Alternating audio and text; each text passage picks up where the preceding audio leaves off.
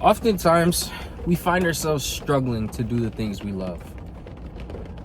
We may love to do this and this and this and this and this and this and this and this and this. And we want to do all these things, but we find ourselves stretched much too thin. It's a problem that we all face. It's actually a really avoidable problem, and let me tell you how. Addition by subtraction. Addition by subtraction is the act of removing all distractions and removing all the unnecessary bloat and fat and just keeping the meat, keeping the bare bones and keeping what you need. This frees up mental energy and mental real estate so you can focus on what truly matters to you. Because we all have things that matter to us that we may not be able to get to because we're constantly stretched thin. As an example, a creative like myself or like anybody, we want to be creative in all these different aspects. So from personal experience, I'm doing YouTube, I draw, I try to paint, I try to write, I try to do all these things, and then when I don't see the improvements in each and every one, when I don't see the incremental improvements or large improvements, I start to doubt myself. I start to get that imposter syndrome, and I start to just get all that negativity in me. It's because I've stretched myself too thin. I'm doing all these different things when I really should be focusing in on one thing or a couple things and hammering down. Maybe you're not a creative. Maybe you are a basketball player. The example there would be the basketball player that wants to improve every facet of his game, but decides to really work on passing, dribbling, shooting, IQ, all these different things.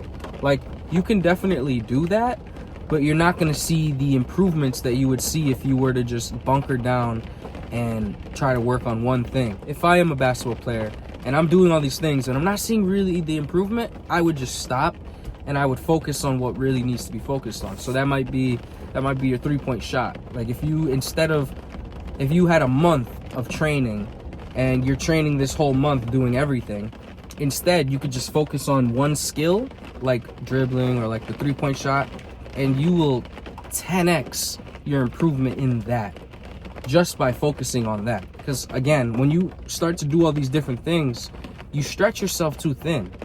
We don't have unlimited amount of mental bandwidth, so we can only focus our bandwidth on a certain amount of things, and typically that's not more than like 3-4 things.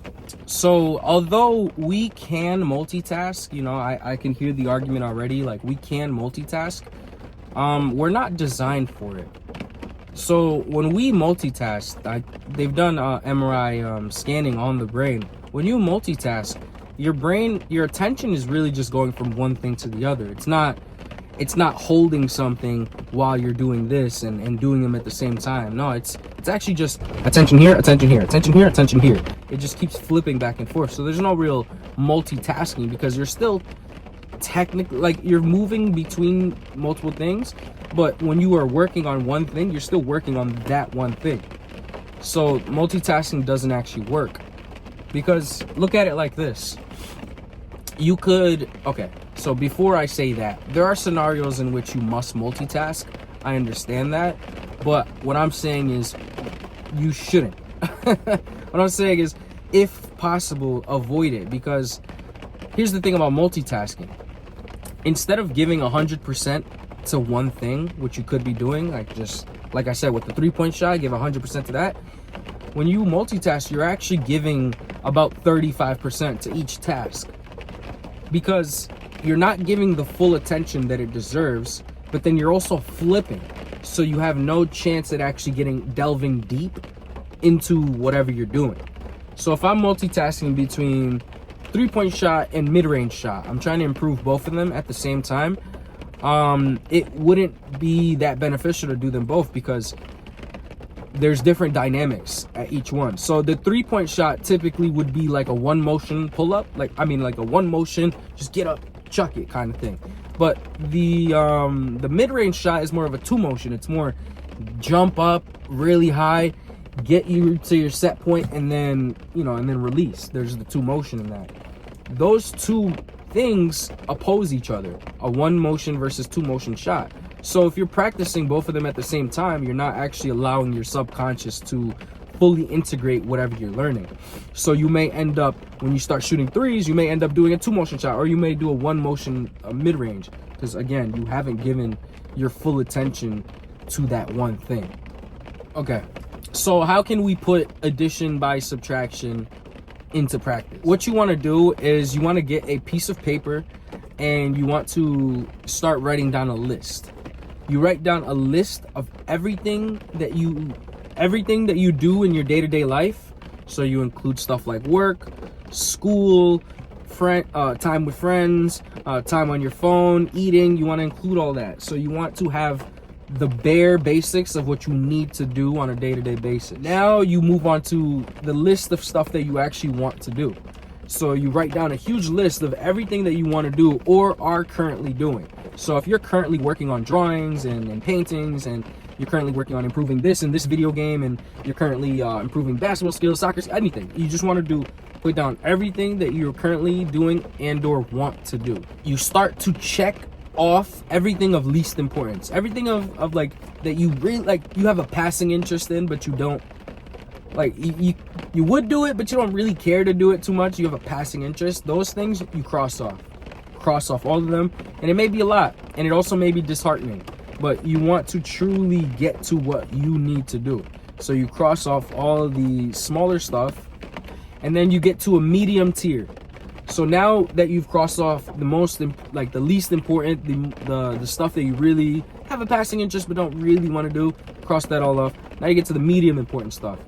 This is the stuff that you definitely don't have just a passing interest. Like, you have a true, genuine interest, and you want to improve those things. So you get those, you put them to the side. So you're left with 2 or 3, or you don't want to go more than 3, because again, we don't have that much mental bandwidth, and humans are best served when we are working on just a couple things, or one thing, rather than all these different things, you know? Okay, let's get back on track. You have the 2 or 3 or however many most important things. You circle those. Those are the stuff that you want to work on. Those are the things you want to do daily. That's the stuff that you aren't subtracting at all. You've subtracted all the low priority, and what you've done with the medium priority, you haven't necessarily subtracted, but you're putting them onto the side. So you have your daily stuff that you do, the daily stuff that you need to do, like eating, going to school, going to work. And then you have your couple most important things. Now you add those couple most important things into your day, and you work on those daily until you have reached a certain level of mastery, or a certain level that you feel like is a good level. Don't move on. So it would be good to set a goal for what you want to do. So like, let's say drawing for me, or YouTube. Let's say I'm trying to improve my video editing and all that stuff, and I'm like, okay, I set a goal of 1,000 subs. I'm not gonna stop doing YouTube until I get 1,000 subs, or I'm not gonna move on to something else until I get 1,000 subs. That's essentially what it should be. Whatever it is for you, that's what you figure out. Going back to basketball, it might be consistently make at least 50% of your shots when you go play basketball. That would be a decent goal, working up to that. So again, you have these things, and you work on them towards mastery, and then once you have achieved a sort of mastery, or you have achieved those goals, you can now identify if you want to continue further, or you can plug and play. So now the medium priority list, you grab from that and you put it now in. So you take out the stuff that you achieve mastery in. That's not something you have to work on every day, although I think you should. And now you can plug in something else that you want to do. This is how you properly use addition by subtraction, because you want to get rid of everything that will distract you from improving the main stuff. And then once you improve the main stuff, you can add back what you actually like what you have the passing interest or less interest in. This will help you, because you may think that like you actually want to do all these things, and you really want to do all these different things, but then you end up doing a couple things and getting really good at them, and then you realize that you never even wanted to really do all those other things, or maybe you don't want to do them as much as you thought you did, because again, now you don't have anything that's demotivating you. Now you have just what you have to do. So for me, in my case, it'd be like video editing and all that stuff. Now I have just that. I can't say, oh, but I gotta paint and I gotta draw and I gotta do this all today, so I don't have time for my video. No, you don't get that. You hunker down and you actually get the things that you get done, the things that you want to get done.